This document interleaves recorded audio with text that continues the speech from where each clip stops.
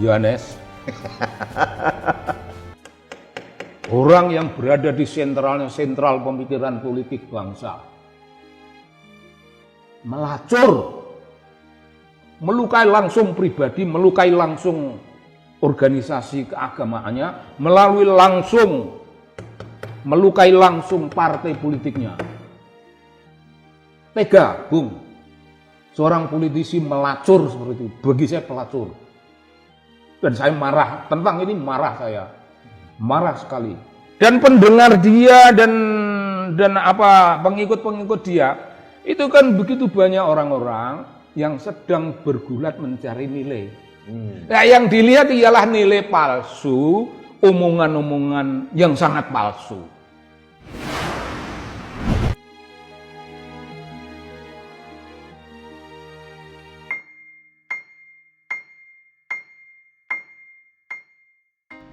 Calon Presiden nomor urut 1 Anies Baswedan melontarkan kritikan keras pada Capres nomor urut 2 Prabowo Subianto.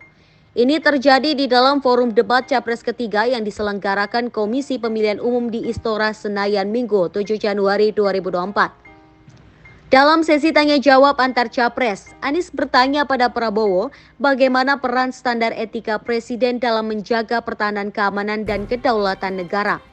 Prabowo langsung menjawab bahwa etika merupakan sesuatu yang penting. Hal ini sontak dibalas pedas oleh Anies. Ia menyebut banyak pelanggaran etika yang terkait dengan Capres yang saat ini menjabat Menteri Pertahanan itu. Salah satunya adalah pengambilan Gibran Rakabuming Raka, putra Jokowi, sebagai cawapres dari Prabowo. Lalu ada kejadian-kejadian di mana kita semua menyaksikan ketika ada pelanggaran etika dan Bapak tetap jalan terus dengan cawapres yang melanggar etika. Artinya ada kompromi atas standar etika. Standar etika ini fakta. Ini fakta.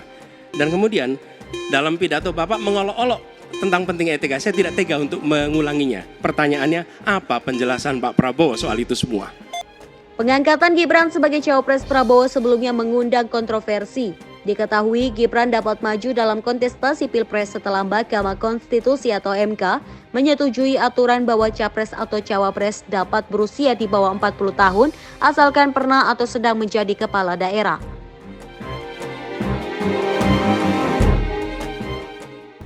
Fakta yang meliputi kontroversi ini adalah peran Ketua MK saat ini Anwar Usman yang merupakan ipar dari Jokowi dan paman dari Gibran.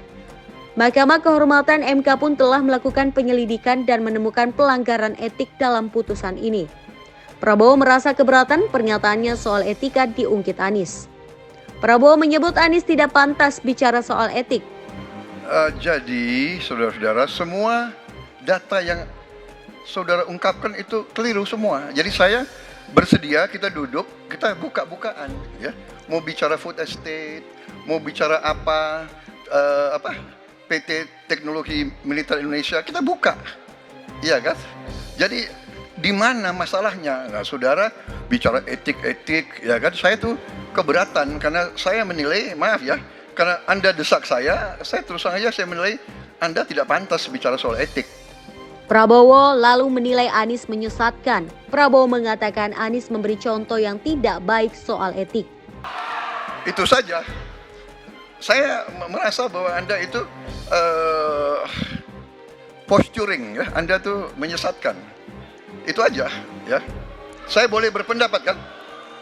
Saya menilai Anda tidak berhak bicara soal etik karena Anda memberi contoh yang tidak baik soal etik. Terima kasih. Pada tanggal 25, Pak Prabowo mendaftar ke KPU sebagai pasangan calon presiden, calon wakil presiden.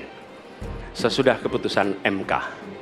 Dan kemudian di MK dibentuk MK yang hasilnya mengatakan bahwa terjadi pelanggaran etika berat yang menyebabkan keputusan yang dibuat oleh MK secara etika bermasalah. Kemudian Bapak punya waktu sampai dengan tanggal 13 November. Karena di situ adalah waktu terakhir untuk mengambil keputusan bila ada perubahan. Sesudah Bapak mendengar bahwa ternyata pencalonan persyaratannya bermasalah secara etika, pertanyaan saya, apa perasaan Bapak ketika mendengar bahwa ada pelanggaran etika di situ. Baik, waktunya habis. Kami berikan kesempatan kepada calon presiden nomor urut 2 untuk menjawab selama 2 menit. Waktunya dimulai dari sekarang. Jadi Mas Anies ya memang suatu perkembangan politik itu ada beberapa segi perspektif ya. Jadi tim saya, para pakar hukum yang mendampingi saya menyampaikan bahwa dari segi hukum tidak ada masalah.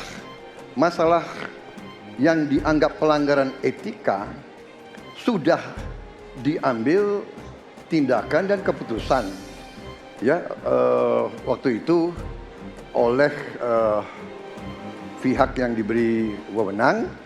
Kemudian sudah ada tindakan dan tindakan pun itu masih diperdebatkan karena yang bersangkutan masih memproses.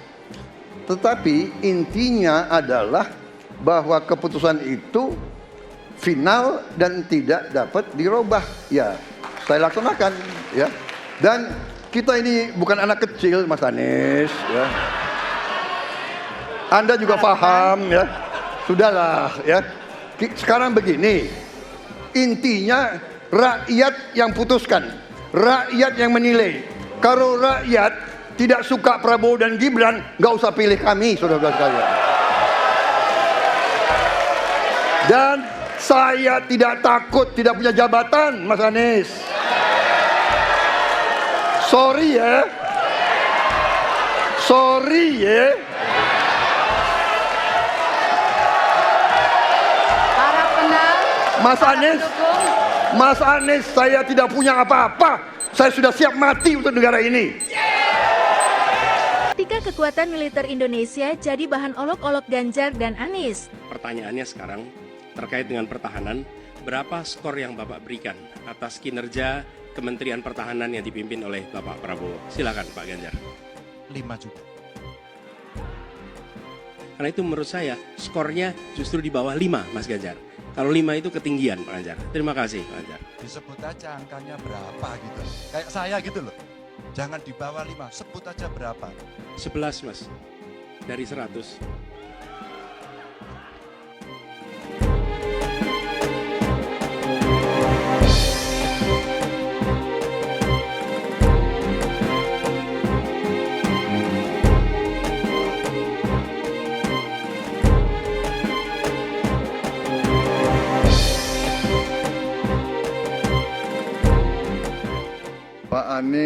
Pak Anies.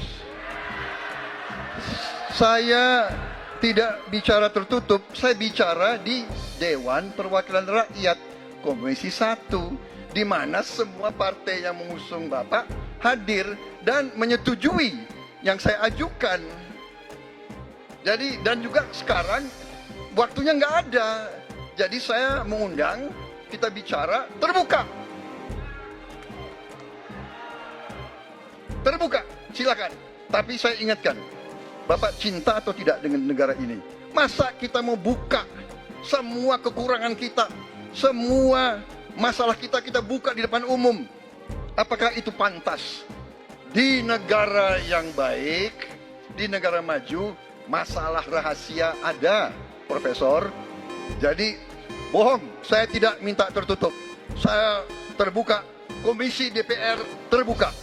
baik. Kayaknya Kang Sobari pernah dalam tanda kutip nih ya kalau saya salah memaki-maki Anies kayaknya di media sosial. Bukan memaki-maki, sangat memaki-maki. Nah, Sangat itu yang baru saya memaki-maki. ingat. Waktu itu ngomong apa Kang Sobari? Banyak hal. Yang paling diingat itu yang saya lihat, loh kok tumben-tumben ya seorang Sobari yang biasanya sangat Jawanis marah betul dengan itu. Tahun berapa waktu itu? 16 apa 17 gitu. Oh 2016 atau 2017. Iya. Karena itu diviralkan lagi tuh kalau saya nggak Viral. salah. Sampai sekarang. Iya, itu kenapa? Marahnya tuh apa? Waktu poin marahnya? Bagi saya, kalau seseorang Ya. begitu mati-matian untuk mencapai cita-cita politik, Iya. ya ahli-ahli agama bilang, Pak Kures dan sebagainya, kalau begitulah watak manusia, Ya. sampai at all cost, Tuhan boleh mengizinkan barangkali, tapi Tuhan tidak akan membimbing dia lebih lanjut. Oke. Tidak akan membimbing dia lebih lanjut. Ya. Nah, apa Anies itu ada tanda-tanda orang yang dibimbing Allah. Ya. Kalau kita berbicara secara dingin, Ya. dia anak buah saya dan tidak pandai bekerja. Oke. Anak buah saya. Anak buah di? The Partnership. Oke, di Partnership for Governance Reform. Iya. Oh, itu cuannya banyak tuh dulu. Sugih. Sugih ya. Sugih. Oke, lanjutkan ya. Nah, dia semacam gitu. Ya. Terus minta izin pada saya untuk meninggalkan kantor karena ingin memimpin para Madinah. Oke, sebagai rektor. Sebagai rektor, saya kasih tahu. Para Madinah punya definisi Ya. tentang intelektual Muslim. Intelektual Muslim bukan seperti kamu. Oke. Kuah para Madinah, kuah cara berpikir para Madinah itu orang gerakan. Oke. Orang gerakan betul, orang yang berpikir tentang umat dan care terhadap kebutuhan umat lalu melakukan tindakan-tindakan. Dan iya tentu HMI, tentu Muslim, tentu sekolah, tentu keterpelajaran. Tapi kalau Dulu Kang Sobari HMI juga? wah, aku HMI, Wah, luar aku biasa. PII. Wah, Siapa yang PII aku keren. saya tidak HMI, tidak PI, tidak GMNI, Oh, tidak ya. apa-apa semua. Aku PI. Cuma Refli Harun, warga negara Iya. Republik Indonesia yang beragama Islam saja. Oke, silakan. Cukup itu. Iya. Nah, masuknya ke para Madinah itu ngerebut jabatan Yudi Latif. Oke. Bagi saya itu nyoreng.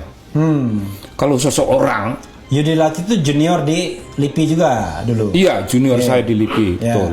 Tapi dia tidak junior Nanis karena mungkin umurnya sama mereka. Atau Enggak, mungkin juniornya Kang iya, Sobari, juniorku betul. Iya. Betul. Yudi Latif lebih tua dari Anies mungkin. Lebih tua, ya saya kira iya. Iya. Nah, Yudi Latif itu sudah terpilih tapi dianulir oleh yayasan. Yayasan itu ada di antaranya itu Anies bilang itu pamannya, ada menyebut nama. Nama saya lupa, tapi saya pernah menyebut itu, Pak. Bukan, keliru. Dari yayasan itu menganulir kemenangan Yudi Latif untuk kemudian diberikan kepada Anies.